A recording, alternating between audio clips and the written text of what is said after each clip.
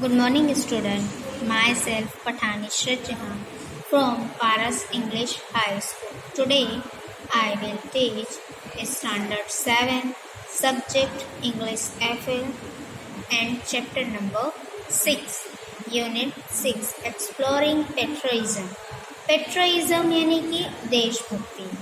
अब देखो यहाँ एक ट्री बना है ना, आप देख रहे हो ना, लेकिन इस ट्री के अंदर जो है वो अलग अलग फेसेस हैं. आप ध्यान से देखोगे ना तो इसमें 10 फेसेस है. देखो मैं आपको राउंड सर्कल करके बताती हूँ. ये 1, ये 2, फिर ये 3, 4 and 5, 6, 7, 8, 9 एंड ये 10 फेसेस है. लेकिन और भी इसमें होंगे बट मुझे तो अभी 10 ही दिख रहे हैं ना. तो ये सब हमारे जो हैं वो नेशनल लीडर्स हैं, है ना. पेट्रियटिज्म यानी देशभक्ति. अब देखो हमें जो है वो यहाँ 2 क्वेश्चंस पूछे गए. How many faces do you find in this picture? How many, कितने फेसेस हैं, कितने चेहरे हैं इस पिक्चर के अंदर, वो आपको फाइंड करना है, ढूंढना है. तो हमने ढूंढ लिया है ना. कितने फेसेस हैं? तो 10 फेसेस हैं. तो हमारा क्या आंसर आएगा कि 10 faces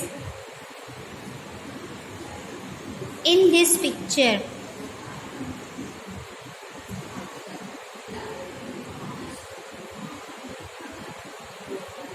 Ten faces and find these pictures in this picture.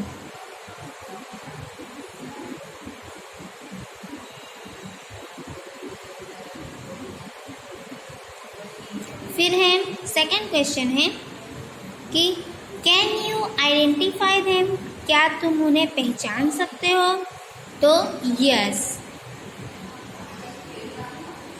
है ना, हम उन्हें पहचान सकते हैं because this faces is our national leaders, है ना. देखो सबसे पहले आपको यहाँ देखो ये गांधी बापू दिख रहे हैं, ये गोपाल कृष्ण गोखले हैं, ये जवाहरलाल नेहरू है, ये राजीव गांधी दिख रहे हैं, ये इंदिरा गांधी, फिर ये लोकमान्य तिलक, फिर भगत सिंह, फिर सुभाष चंद्र बोस. यानी इस तरह से ये सारे जो है वो फेसेस हमारे नेशनल लीडर्स के ही हैं. तो आज जो है वो हम इस चैप्टर के अंदर जो है वो पेट्रियटिज्म यानी देशभक्ति के बारे में बात करेंगे. Okay, let's now start lesson. Next activity, second activity 2, the making of the Mahatma Gandhi.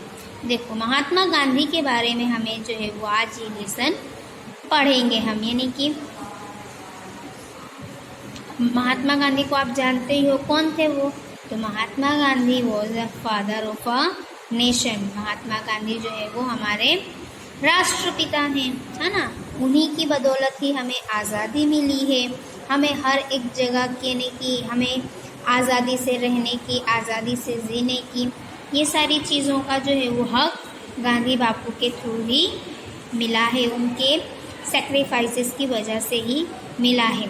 तो अब यहाँ जो है हम गांधी जी के बारे में पढ़ेंगे कि जब वो स्टडी करने, आपको पता है ना कि गांधी जी जो थे वो वकील भी थे और उनकी वकालत की जो स्टडी है उन्होंने अफ्रीका से हासिल की थी.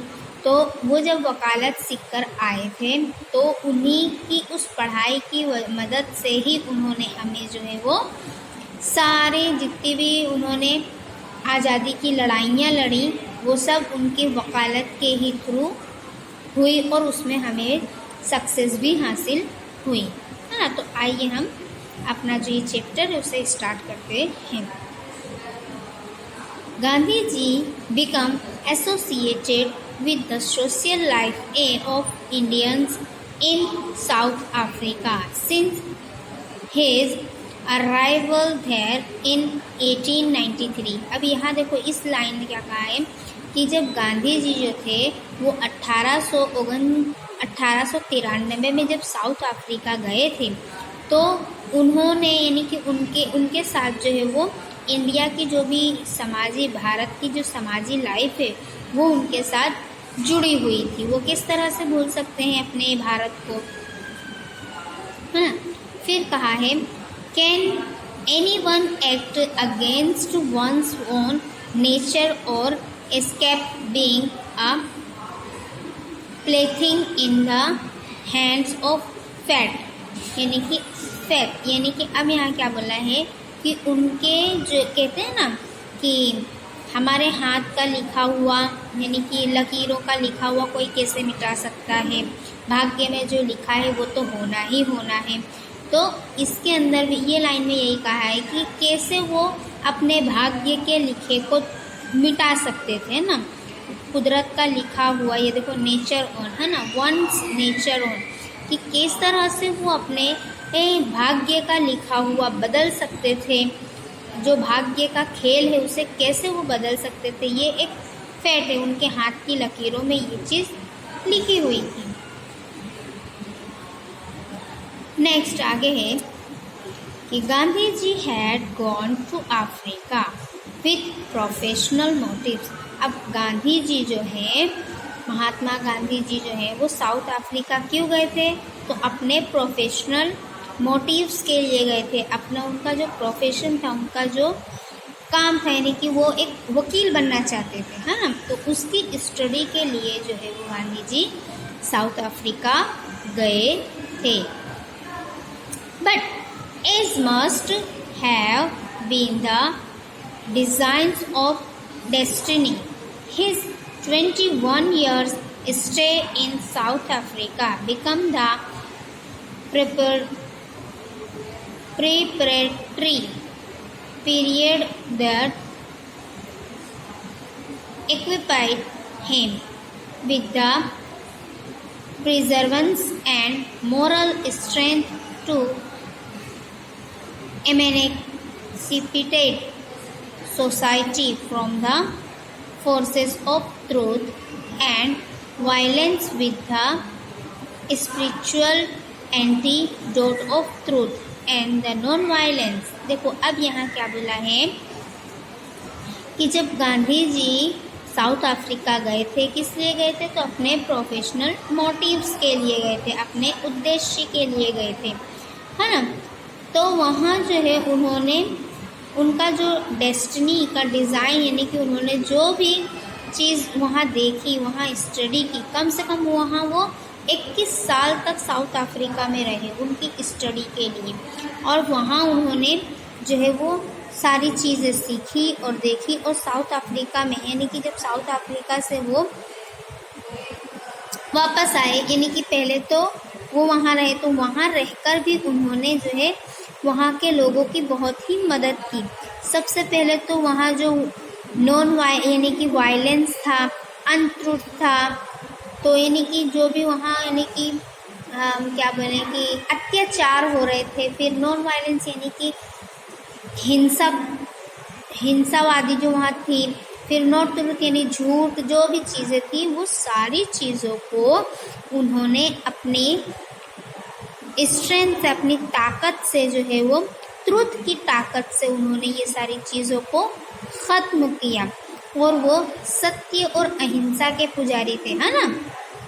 उन्होंने सत्य और अहिंसा को लेकर ही पूरे भारत पर राज किया, यानी पूरे भारत के लोगों पर, उनके दिलों में राज किया। प्लस अदर कंट्री के जो भी बड़े बड़े नेता होते थे वो भी गांधी बापू की इज्जत करते थे, बिकॉज वो सत्य और अहिंसा के पुजारी थे। वो उन्होंने कभी भी जो है हिंसा नहीं की, कभी भी उन्होंने नॉन वायलेंस यानी कि जो भी मार धाड़ है, काट पीट है, गाली गलौज है, ये कभी भी नहीं की और हमेशा वो सच को ही अपनाकर आगे बढ़ते रहे और यही उनकी लाइफ का मोटिव्स भी था और उन्होंने अपनी पूरी लाइफ जो है वो दूसरों के लिए डेडिकेट कर दी थी।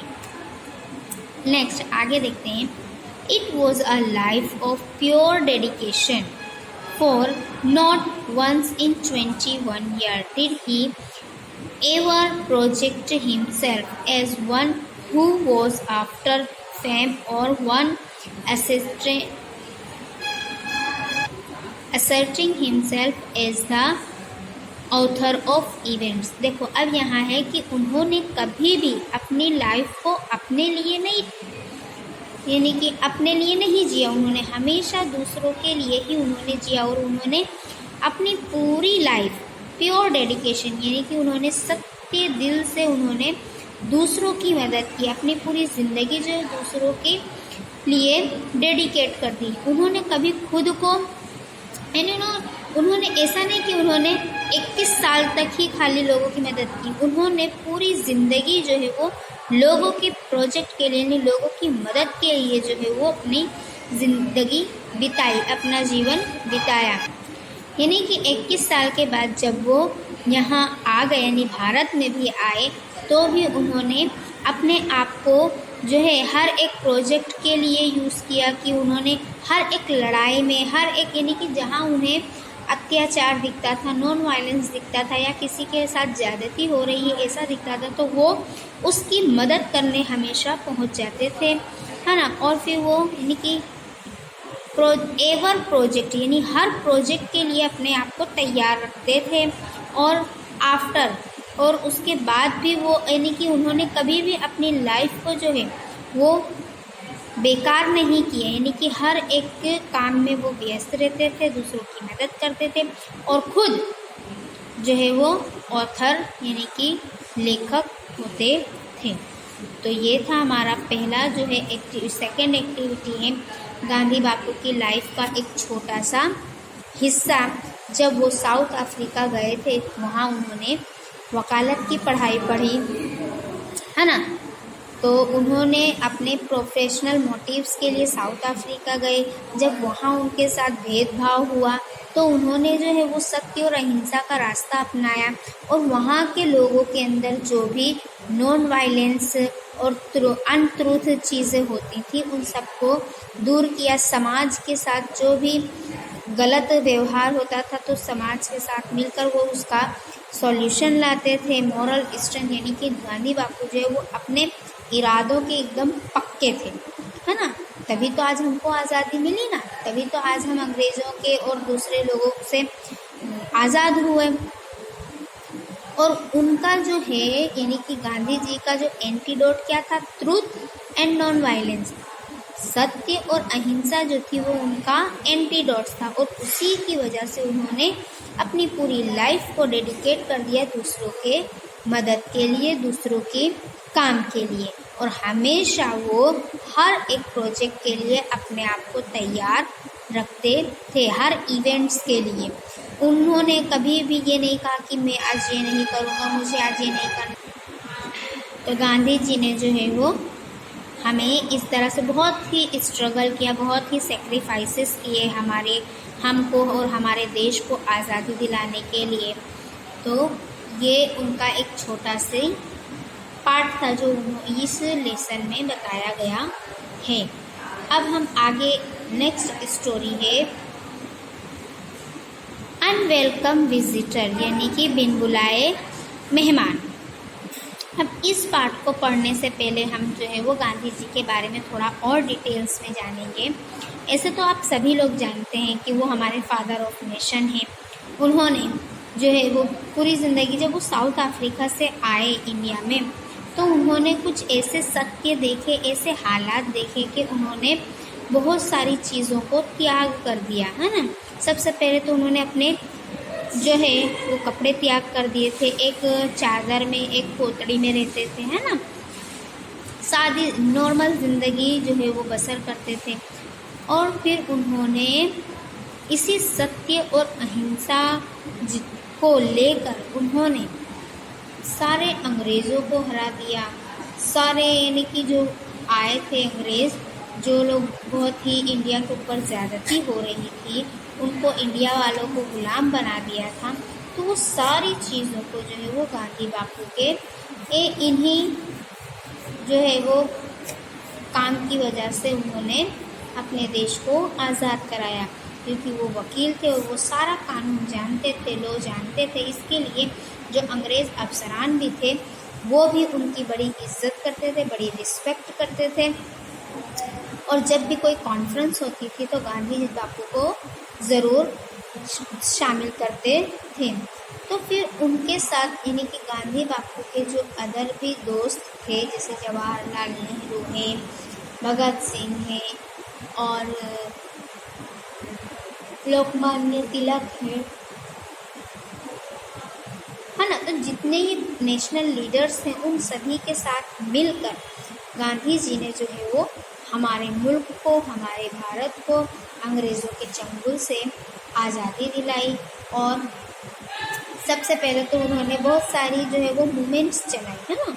आपको पता है ना कि बिना मूवमेंट्स के उन्होंने कोई भी चीज़ नहीं किया। कितनी बार जेल गए, कितनी बार उन्होंने जो है वो यानी, लेकिन उन्होंने कभी भी अनट्रूथ यानी झूठ का सहारा नहीं लिया। उन्होंने वायलेंस यानी कि उन्होंने मार धाड़ नहीं की, गाली गलौज नहीं किया। कितने भी बड़े बड़े उनके साथ अत्याचार हुए, लेकिन वो हमेशा सत्य और अहिंसा पर मक्कम रहे, निडर रहे और उन्होंने उसी के थ्रू जो है वो जीत हासिल की ना। फिर उसमें जवाहरलाल नेहरू थे, सब जितने भी थे, इन सभी लोगों ने बहुत ही योगदान दिया है हमारे भारत को, भारत देश को आज़ादी दिलाने में। बड़े बड़े नेशनल लीडर्स हैं, सरदार वल्लभ भाई पटेल, झांसी की रानी लक्ष्मीबाई, तात्या टोपे, फिर लोकमान्य तिलक, फिर खुदीराम बोस, भगत सिंह, ये सारे जितने भी हैं, ये सारे नेशनल लीडर्स के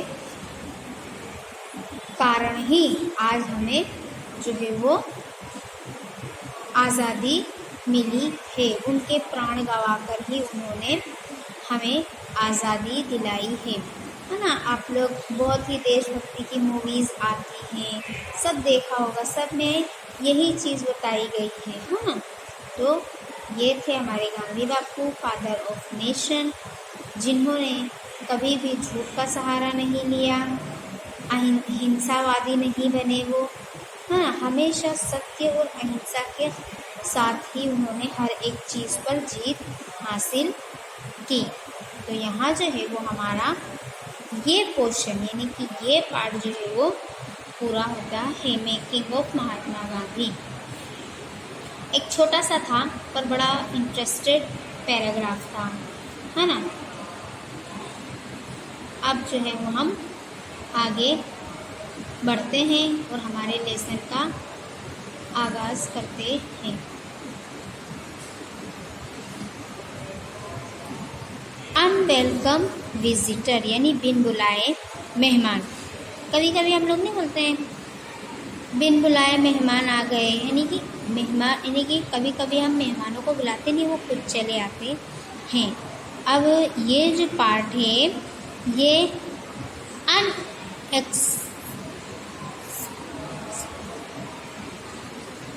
अनएक्सेप्ट from my experiment with truth. ये है ना, ये लेसन जो है वो गांधी बापू के ऊपर यानी कि गांधी जी के बारे में जो दूसरी उनके साथ घटना हुई थी उसके ऊपर आधारित है। और ये उनका जो बुक है माई एक्सपेरिमेंट विथ ट्रूथ उसके ऊपर से लिया गया है। उसमें से ये जो है वो हमारा जो है वो छोटा सा पार्ट है, एक्टिविटी के थ्रू वो दिया गया है। जिस तरह से गांधी बापू का ये मेकिंग ऑफ इंडिया का दिया गया है, मेकिंग ऑफ महात्मा जो है वो ये पार्ट दिया गया गांधी बापू के, यानी कि गांधी जी के जो है वो जो उनके जीवन में जो जो घटनाएं घटी उनमें से ये 2 घटनाओं का जिक्र यहाँ इस चैप्टर में किया गया है। तो उनका जो है ये ये जो पार्ट है वो है अनवेलकम विजिटर, यानी बिन बुलाए मेहमान। अब ये एक्सपीरियंस जो है उन्होंने अपनी जो बुक है उसके अंदर लिखा है। तो अब जो है वो हम स्टार्ट करेंगे कि इस पार्ट में उनके साथ क्या होता है।